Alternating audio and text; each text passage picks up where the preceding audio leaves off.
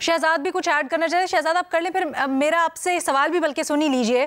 ये जो बरतानिया में वाकया हुआ कि इसी तरह फेक न्यूज़ फैलाई गई और फिर उसके ऊपर हमने देखे हंगामे भी फूट पड़े, वहाँ पर जो इंक्वायरी हुई, जिस तरह से सारा का सारा मामला लेके चले, अगर आपके पास उससे मुतालिक कोई इंसाइट ताकि रहनुमाई हो सके बल्कि यहाँ पर आगे किस तरह से चलनी है इंक्वायरी।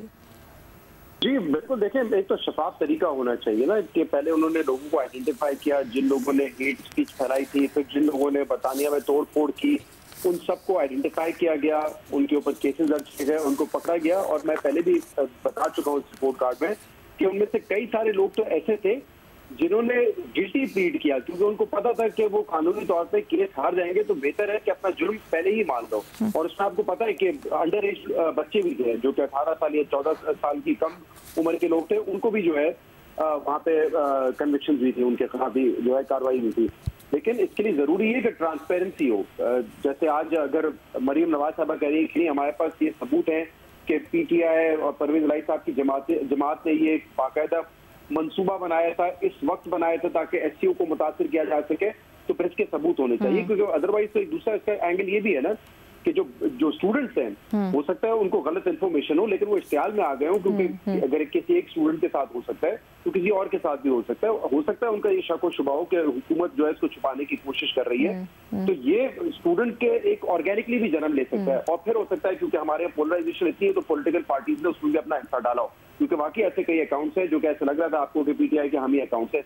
लेकिन ऐसा ऐसा पहले भी कि कोई पीटीआई का मुझे एटलीस्ट कोई बयान नजर नहीं आया, कोई ऑफिशियल ये बात कर रहा हो। अगर हुई है तो पंजाब हुकूमत के अपने अहदेदारों ने घर की, तो इसलिए ओनस उनके ऊपर बड़ा आता है। और अभी मैं भी बात कर रही थी कि हमें ट्रांसपेरेंसी देखिए जरूरी होती है ना, चाहे आप टीका एक्ट ला रहे हो या कोई और ला रहे हो, आपको पता होना चाहिए कि ये आप मिस इन्फॉर्मेशन के लिए ला रहे हैं, आप किसी को विक्टिमाइज करने के लिए नहीं ला रहे। एक छोटी सी मिसाल दूंगा, मुझे इसको कहने का मौका दीजिएगा प्लीज अलीना। आज अजमा बुखारी साहबा इंफॉर्मेशन मिनिस्टर हैं, उन्होंने आके जब प्रेस कॉन्फ्रेंस शुरू हो रही थी, उन्होंने साथियों से कहा कि आज इस प्रेस कॉन्फ्रेंस में कोई ऊंची आवाज में बात नहीं करेगा, कोई न्यूसेंस नहीं क्रिएट करेगा, कोई बदतमीजी नहीं क्रिएट करेगा, क्योंकि मैं वैसे किसी के हक में नहीं हूं कि किसी की नौकरी खा जाऊं, लेकिन मेरी शिकायत का मतलब यह है कि आपकी नौकरी तो जाएगी। अब एक इंफॉर्मेशन मिनिस्टर आके ये थ्रेट कर रहा है जर्नलिस्ट को, ये बात आप नॉर्मल तरीके से भी कर सकते हैं कि देखिए अपनी अपनी बारी पे सवाल कीजिएगा, ऊंची आवाज में ना बात करें, एक रिस्पेक्टफुल अंदाज से। लेकिन ये धमकाना सहाफियों को कि मेरी शिकायत का मतलब ये समझा जाए कि आपकी नौकरी तो गई। अब हम भी जानना चाहेंगे बतौर सहाफी कि ये इंफॉर्मेशन मिनिस्टर किस शख्स से, किससे शिकायत करेंगी जिससे हम एक सहाफी की नौकरी का खतरा हो जाए। मतलब मुझे तो नहीं लगता कि कोई यहाँ पे टीवी मालिकान जो बैठे हुए हैं, चाहे वो जर्नलिस्ट हो, बैकग्राउंड हो या ना हो, वो सिर्फ इस चीज पे कि आपने कोई सवाल कर लिया ऊंची आवाज में, उसको आपकी नौकरी फारिग कर देंगे। ये क्या तरीके का अमल है, क्या तरीके का है? इस तरह चलाना है आपने मामला को।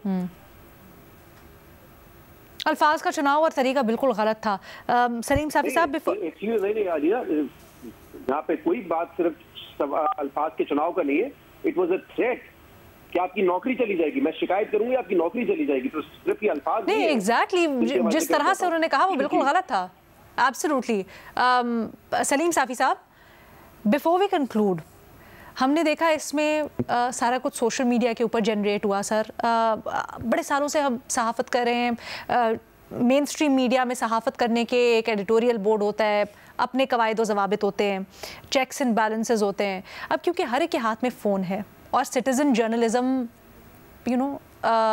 उरूज पर है, ऐसे में वो क्या एहतियात हो सकती है या वो क्या चीज़ें हैं जो मद्देनज़र रखनी चाहिए हम सबको, इससे पहले कि हम इस तरह की चीज़ें शेयर करें, फैलाएं और आगे बढ़ाएं? देखिए, एक तो वो सबसे बड़ी बात जो अल्लाह की बात है, और अल्लाह ने हमें ये कहा है कि आयुल्लज़ीना आमनू इन जाअकुम फासिकुन बिनबइन फतबय्यनु, कि ए मुसलमानों, अगर कोई फासिक आपके पास कोई झूठी खबर लेके आए तो पहले तहकीक करो। तो सबसे पहली चीज़ तो ये है कि वो ये जर्नलिस्ट के लिए भी है, ये यूट्यूबर के लिए भी है, ये सोशल मीडिया वाले के लिए भी है, ये किसी भी मुसलमान के लिए ये हिदायत है। और अगर कोई इस हिदायत पे अमल करे तो उसको ये सुबह की नहीं उठानी पड़ेगी। ठीक है सर। मसलन हम बड़े कमज़ोर लोग हैं, हम इतने सालों से ये सहाफ़त कर रहे हैं, लेकिन कभी इस तरह की चीज़ें कि वो बिल्कुल आपके सर, इस मुल्क में दीगर मज़ाहिब के लोग भी हैं। अगर हम खालिस्तान पेशे के हिसाब से बात करें तो आप क्या एडवाइस है जो देंगे? नहीं, वो जो जितने भी मज़ाहिब है, जी सर, सब मज़ाहिब में सच पे जोर है, झूठ से मना किया गया है। ईसाइयत में भी झूठ से मना किया गया। पता नहीं चलता ना क्या सच है क्या झूठ है। हमारे आगे एक पोस्ट आती है, हमारी जनरेशन माजरत के साथ बड़ी थोड़ी जज्बाती भी है। I will speak for my self. आता है, दिल को लगता है, हम कई दफ़ा सवाल वगैरह नहीं पूछते, हम उसको जोश में कर देते हैं आगे, बाद में पता चलता है वो फेक न्यूज़ है। वो क्या एहतियात हो, वो क्या चीज़ें हों जो छोटी छोटी माइंड में रखें? वो तो यही कि आपकी जनरेशन के लिए भी यही चीज़ है कि अगर आप तक कोई चीज़ पहुंचे तो आप उसको पहले तो अपने अकल के पैमाने पे तोले कि क्या इस तरह का काम हो सकता है या नहीं हो सकता है। फिर उसके बाद आपके जो सोर्सेज हो, इधर उधर जिधर से आपको उसकी तस्दीक हो सकती हो, वो आप वो करें कि उसकी तस्दीक हो। और आखिर में फिर हुकूमत की जो जिम्मेदारी है वो एक तो ये जो जिसकी तरफ शहजाद इकबाल ने भी इशारा किया कि बदकिस्मती से यहाँ पे जो कवानीन बनाए जाते हैं तो वो अपने मुखालिफ को ज़ेर करने के लिए बनाए जाते हैं। यहाँ पर कवानीन ज़ुबाबंदी के लिए बनाए जाते हैं।